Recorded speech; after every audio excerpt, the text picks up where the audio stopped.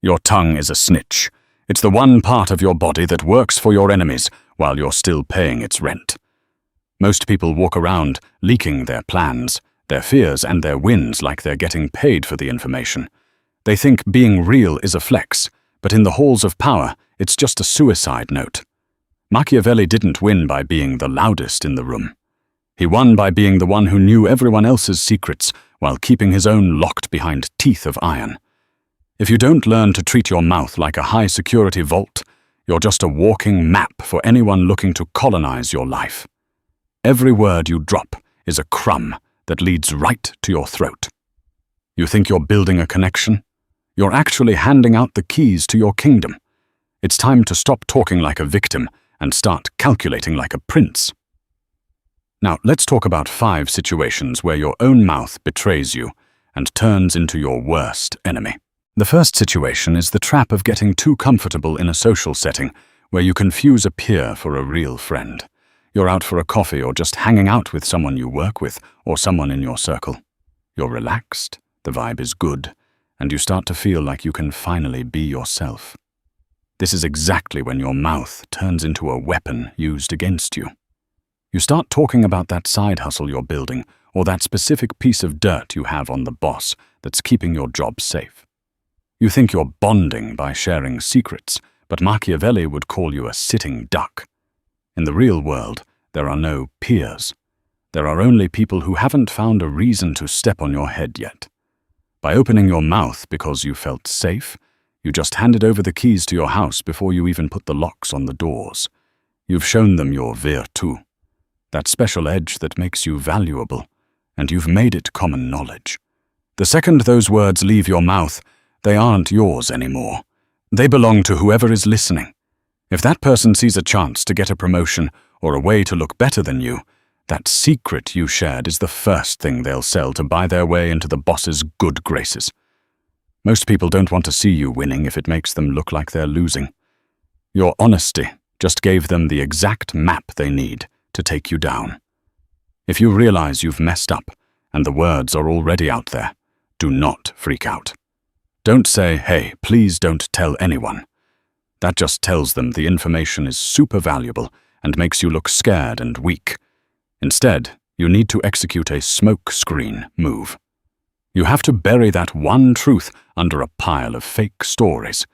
Immediately start talking about other plans that contradict what you just said. Mention 3 other projects you're working on that don't even exist. Make yourself sound like a guy who just talks a lot of big game but doesn't actually do much. You want to make the real truth look like just another random thought you had while you were tired. If you mentioned having dirt on a supervisor, quickly follow it up with a story about how that supervisor actually did you a huge favor last week. Create so much confusion that the listener can't tell what's real and what's just talk. It's much better for them to think you're a bit of a dreamer or a loudmouth than for them to see you as a serious threat they need to eliminate. Make the truth so hard to find that they stop looking for it. From that moment on, you treat that person with a cold, polite smile. Keep the gate shut and never let them see the fox inside you again. You have to learn to love the silence more than you love the sound of your own voice, because in the game of power, the man who says the least is the one who keeps the most. Every time you feel that itch to share a win or a secret, remember that every word is a debt you'll eventually have to pay back with interest. The second situation is the pride trap, where you let a win go to your head and start talking like you're the king of the world. You just pulled off something big. Maybe you closed a massive deal, outsmarted a rival, or finally got that recognition you've been chasing. You're feeling untouchable, and you want everyone in the room to know exactly how smart and capable you are. You start breaking down the how and the why of your success. You want the applause, but what you're actually doing is committing a slow-motion suicide. Machiavelli taught that a prince should never show the bottom of his pocket. When you explain your methods, you lose your mystery. You're basically giving away your playbook to the very people who want to beat you next time. You think you're being an inspiration, but you're actually just becoming predictable. By bragging about how you did it, you're stripping away your virtu. That hidden power that makes people respect and fear you.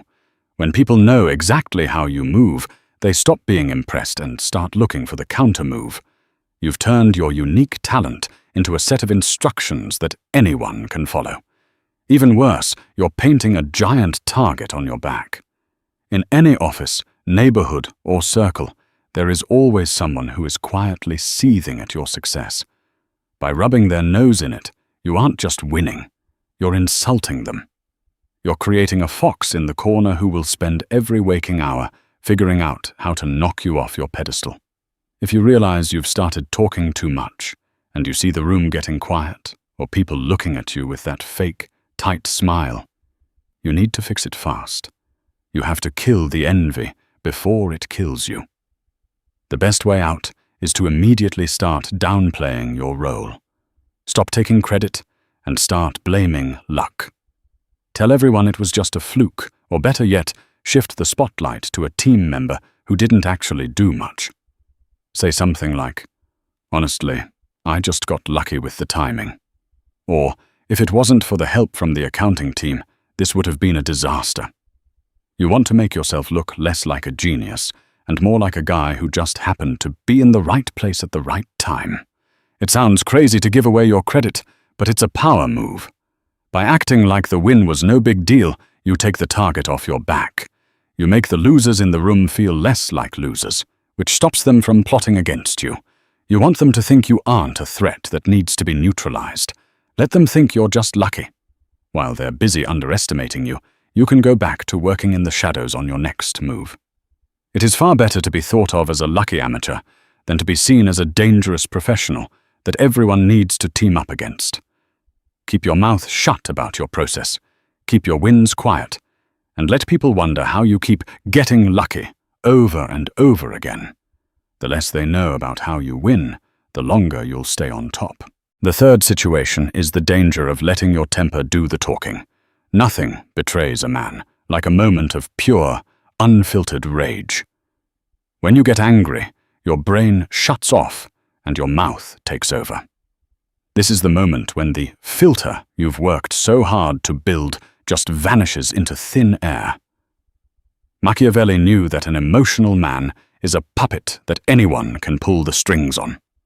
You're in a meeting, or maybe you're just arguing with a neighbor, and they say something that gets under your skin. You snap.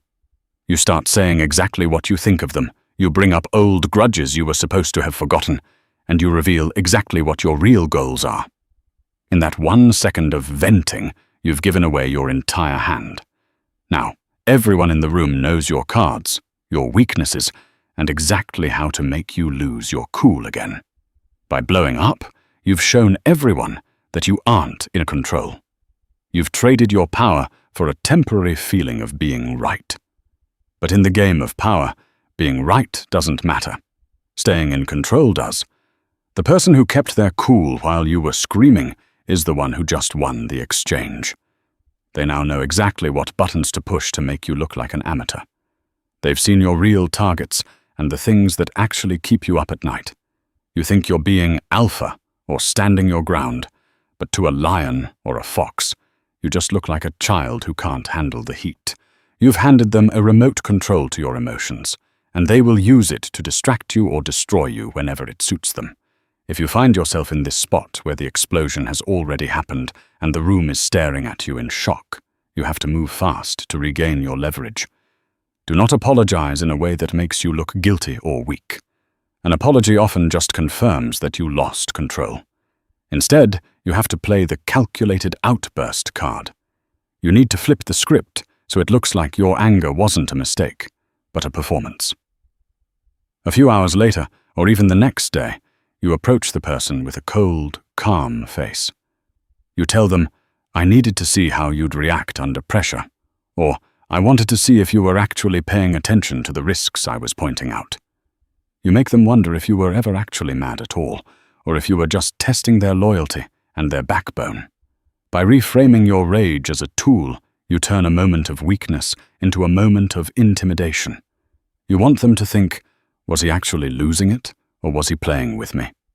That doubt is your best friend.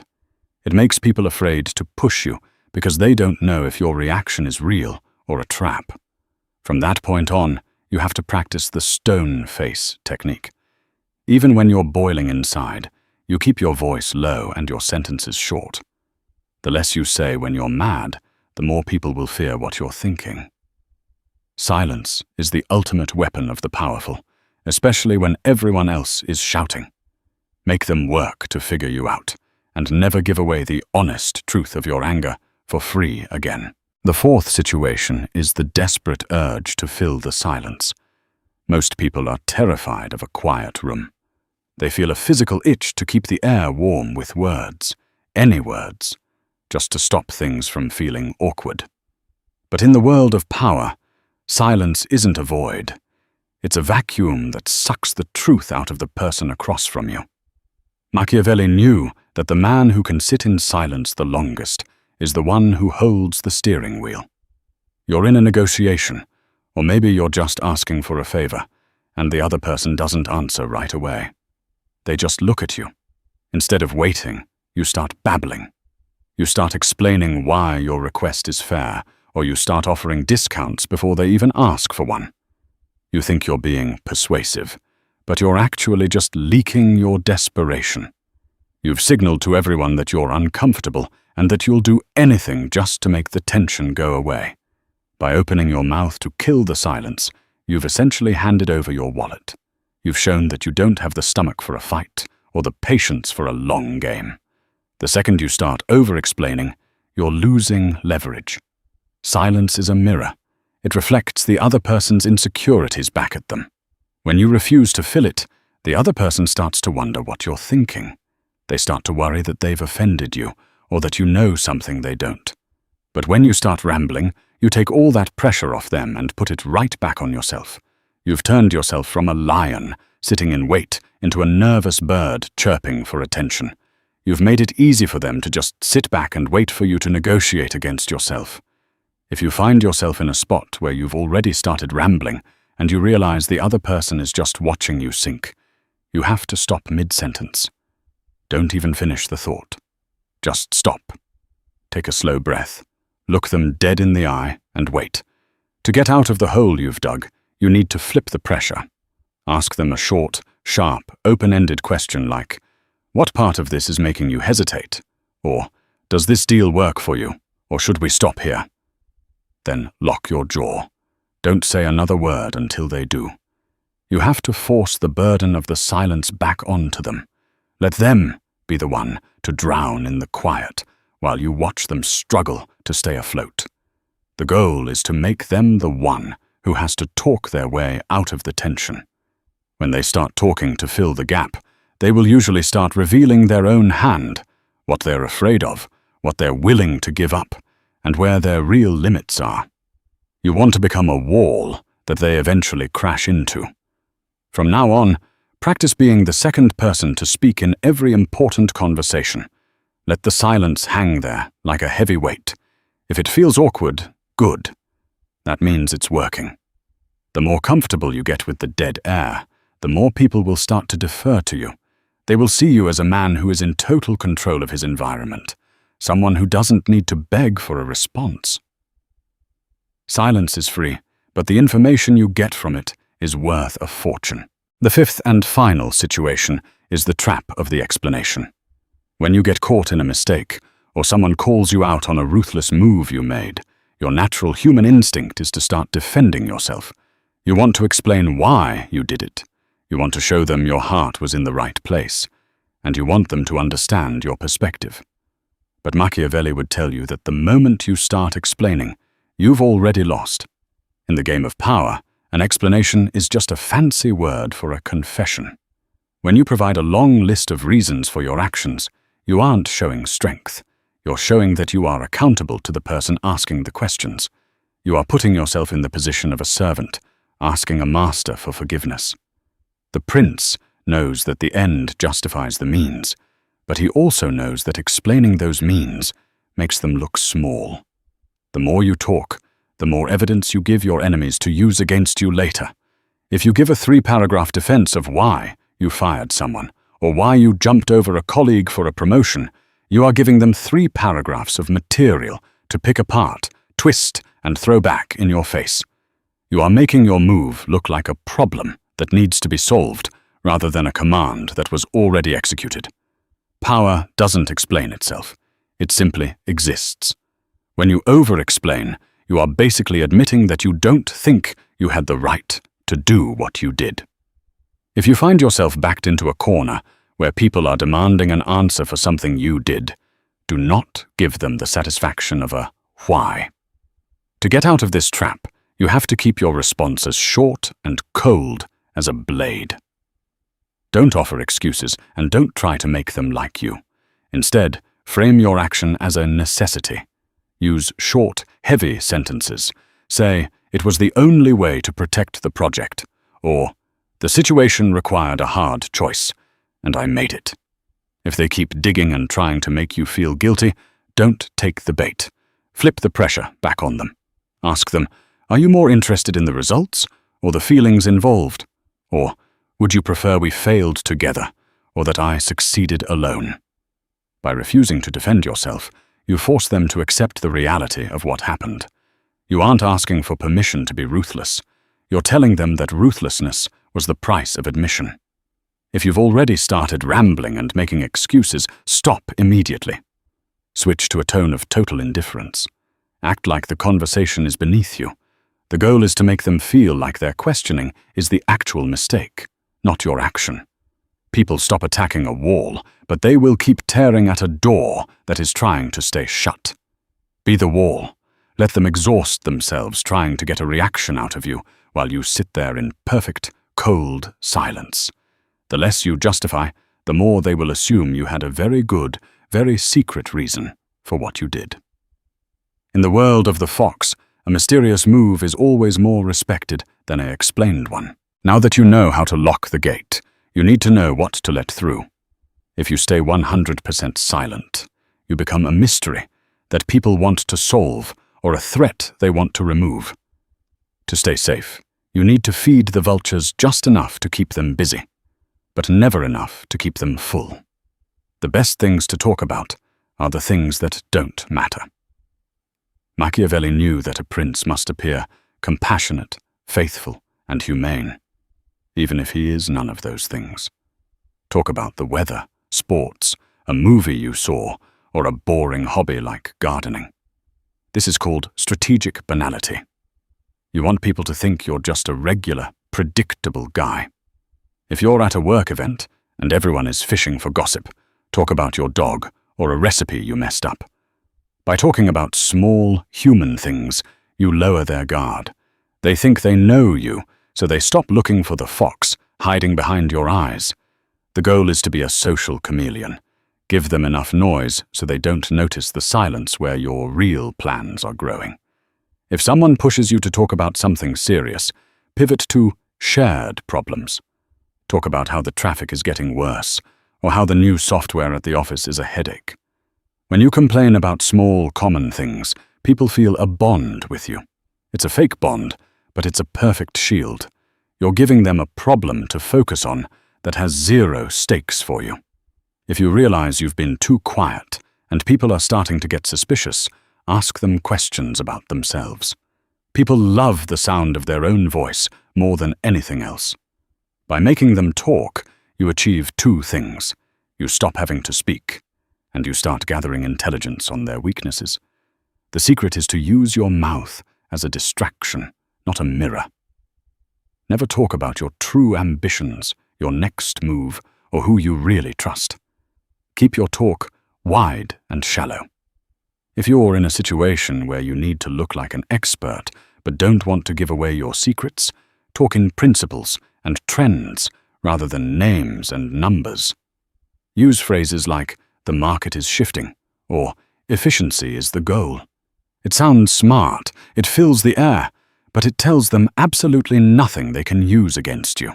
You want to be the guy who talked for 20 minutes at the party, made everyone laugh, and left without anyone knowing a single thing about his real life. If you're still talking more than you're listening, you've already lost the lead. Most people will watch this, nod their heads, and then go right back to leaking their life stories to the first person who smiles at them. Don't be most people. If you want the blueprints to stay ahead of the vultures and master the dark psychology of the game, you need to be in the inner circle. Hit the subscribe button and turn on notifications. We don't deal in academic fluff here. We deal in survival. Drop a comment below with the word silence if you've realized your own mouth has been your biggest snitch. I'll be watching to see who actually has the discipline to keep the gate shut. Stay strong. See you in the next one.